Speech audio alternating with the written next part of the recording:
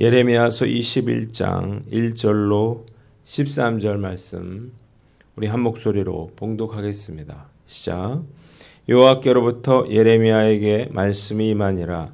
시드기야 왕이 말기야의 아들 밧스울과 제사장 마아세야의 아들 스바냐를 예레미야에게 보내니라. 바벨론의 느부갓네살 왕이 우리를 치니 청컨대 너는 우리를 위하여 여호와께 간구하라. 여호와께서 혹시 그의 모든 기적으로 우리를 도와 행하시면 그가 우리를 떠나리라 하니 예레미야가 그들에게 대답하되 너희는 시드기야에게 이렇게 말하라. 이스라엘의 하나님 여호와께서 이와 같이 말씀하시되 보라 너희가 성 밖에서 바벨론의 왕과 또 너희를 애워싼 갈대아인과 싸우는 데 쓰는 너희 손의 무기를 내가 뒤로 돌릴 것이요 그것들을 이 성 가운데 모아들이리라. 내가 든 손과 강한 팔 곧 진노와 분노와 대노로 친히 너희를 칠 것이며 내가 또 사람이나 짐승이나 이 성에 있는 것을 다 치리니 그들이 큰 전염병에 죽으리라 하셨다 하라. 여호와의 말씀이니라. 그 후에 내가 유다의 왕 시드기야와 그의 신하들과 백성과 및 이 성읍에서 전염병과 칼과 기근에서 남은 자를 바벨론의 느부갓네살 왕의 손과 그들의 원수의 손과 그들의 생명을 찾는 자들의 손에 넘기리니 그가 칼날로 그들을 치되 측은히 여기지 아니하며 긍휼히 여기지 아니하며 불쌍히 여기지 아니하리라 하셨느니라. 여호와께서 말씀하시기를 보라 내가 너희 앞에 생명의 길과 사망의 길을 두었노라. 너는 이 백성에게 전하라 하셨느니라. 이 성읍에 사는 자는 칼과 기근과 전염병에 죽으려니와 너희를 애워싼 갈대아인에게 나가서 항복하는 자는 살 것이나 그의 목숨은 전리품 같이 되리라. 여호와의 말씀이니라. 내가 나의 얼굴을 이 성읍으로 향함은 복을 내리기 위함이 아니요 화를 내리기 위함이라. 이 성읍이 바벨론 왕의 손에 넘김이 될 것이요 그는 그것을 불사르리라. 유다 왕의 집에 대한 여호와의 말을 들으라. 여호와께서 이와 같이 말씀하시니라. 다윗의 집이여 너는 아침마다 정의롭게 판결하여 탈취당한 자를 압박자의 손에서 건지라. 그리하지 아니하면 너희의 악행 때문에 내 분노가 불같이 일어나서 사르리니 능히 끌 자가 없으리라. 여호와의 말씀이니라. 골짜기와 평원 바위의 주민아 보라 너희가 말하기를 누가 내려와서 우리를 치리요 누가 우리의 거처에 들어오리요 하거니와 나는 내 대적이라. 내가 너희 행위대로 너희를 벌할 것이요 내가 또 sul풀에 불을 놓아 그 모든 주위를 사르리라. 여호와의 말씀이니라. 아멘. 오늘은 예레미야서 21장 생명의 길과 사망의 길이라고 하는 제목으로 묵상 나눔 하도록 하겠습니다. 오늘 본문 세 부분으로 나누어서 생각해 봅니다. 먼저 1절로 7절 말씀인데요. 2절을 봅니다. 한번 따라해 봅시다. 청컨대 너는 우리를 위하여 간구하라. 남유다의 마지막 왕인 시드기야 왕은 선왕 요시야 왕의 막내 아들이었어요. BC 597년도에 바벨론 2차 침공 때 조카 여호야긴 대신에 느부갓네살에 의해서 그는 왕위에 오르게 됩니다. 그는 처음에는 바벨론 왕에게 충성하는 것처럼 보였습니다. 그러나 친애굽파의 영향을 받게 돼서 BC 593년도에 주변 나라들과 함께 반바벨론 동맹에 가담하게 됩니다. 이에 대해서 예레미야는 바벨론에 충성하고 애굽을 의지하지 말아라 이렇게 강력하게 경고했지만 시드기야는 이 경고를 무시했어요. 그는 느부갓네살에 의해서 바벨론에 소환되게 되는데 이후에 예루살렘으로 귀환한 시드기야는 바벨론을 배반하고 애굽과 동맹을 체결하게 됩니다. 그 결과 시드기야 제위 9년째인 BC 588년도에 유다는 바벨론으로부터 3차 침공을 당하게 되었고 다급해진 시드기야가 밧수울과 스바냐 제사장을 예레미야 선지자에게 보내서 도움을 구하고 있는 것입니다. 그러나 예레미야 선지자에게 주어진 하나님의 응답은 아주 냉엄한 거절이었습니다.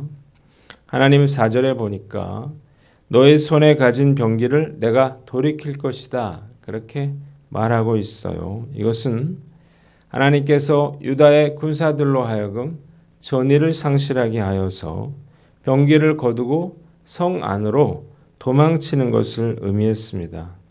하나님은 그의 손과 강한 팔로 유다를 치시고 전염병에 걸려 죽게 하시고 살아남은 자들마저 바벨론에 의해서 비참하게 죽임을 당하게 하실 것이었습니다. 한번 따라해 봅시다. 기도하기 전에 먼저 나 자신부터 돌아보라.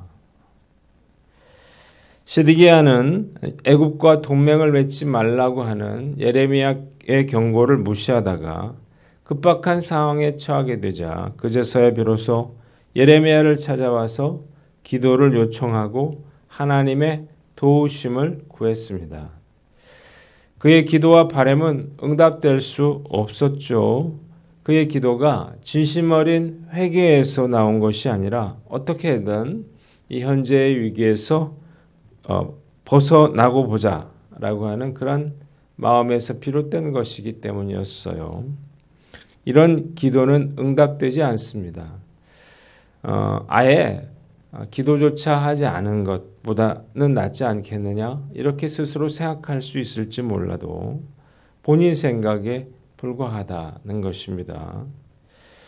시드기야가 예레미야 선지자에게 기도를 요청한 이유가 무엇인가? 어쩌면 그는 아수르 왕 사네립의 군대에 의해서 예루살렘 성이 포위됐을 때 열왕기하 19장에 나오죠. 히스기야 왕이 이사야 선지자에게 기도를 요청한 사건을 떠올렸을지 모르겠습니다. 그래서 그는 예레미야 선지자에게 히스기야 왕이 했던 것처럼 동일하게 기도를 요청하고 있는 거죠. 그러나 이 사건이 이 현재의 사건과 다른 것은 무엇인가? 위기의 상황만 같을 뿐 내용은 전혀 다르죠.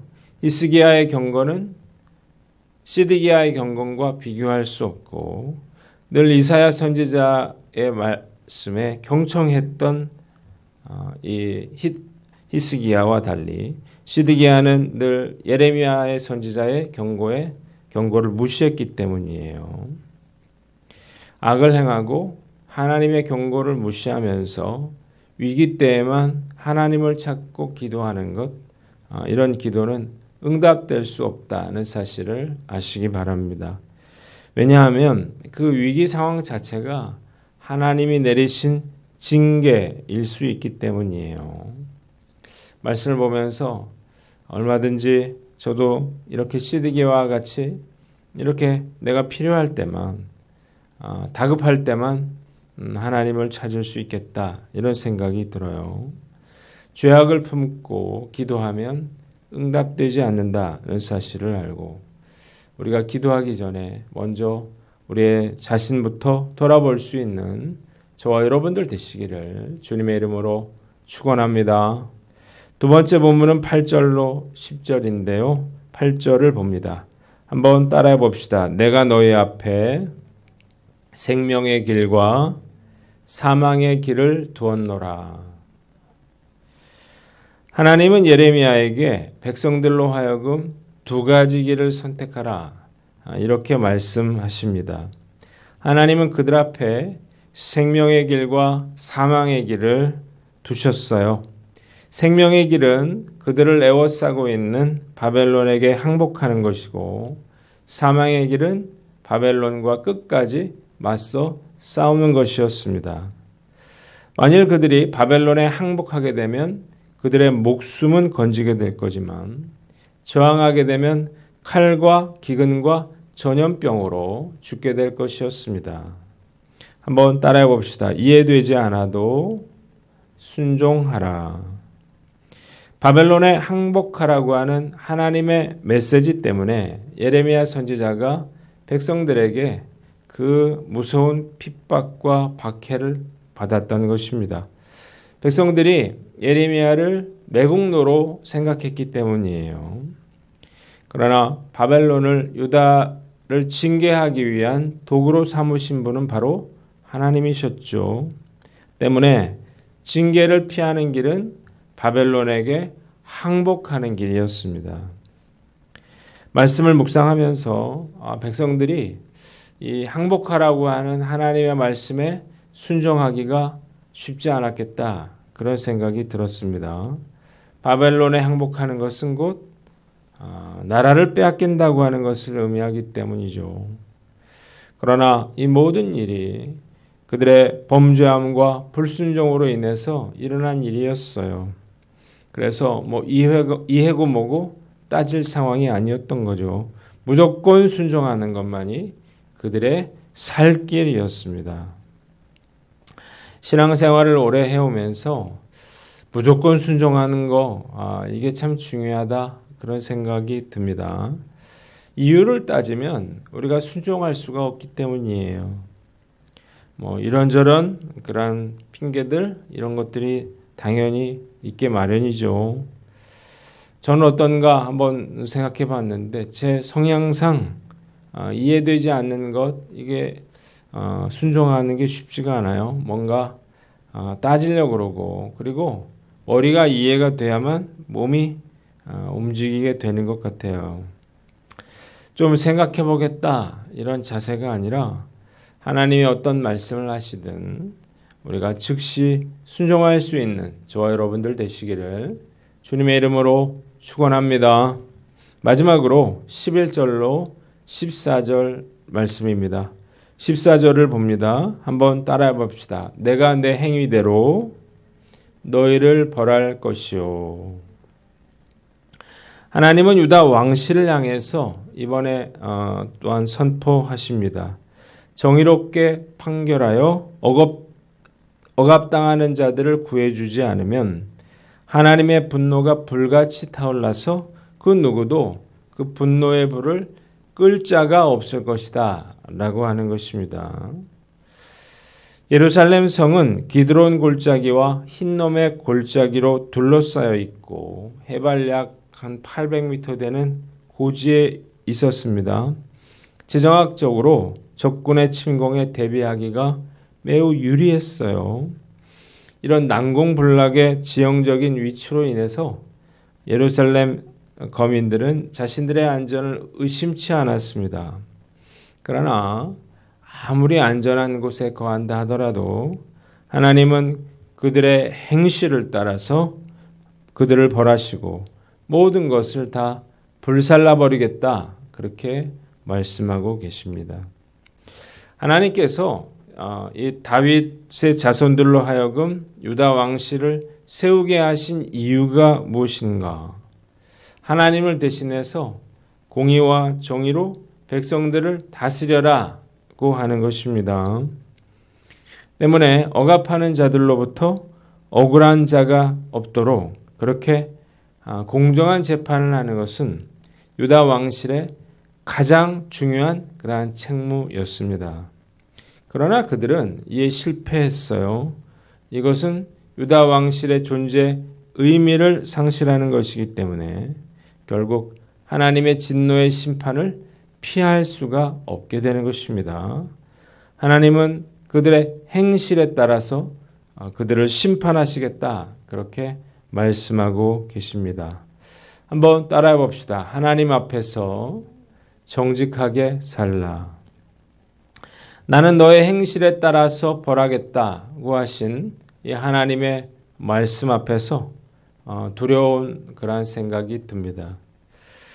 만일 나의 행동이 정의롭지 못하다면 의무를 이행하지 않으면서도 하나님의 보호하심을 믿고 당당했던 유다 왕들처럼 그렇게 하나님의 심판을 피할 수가 없을 것이기 때문이에요.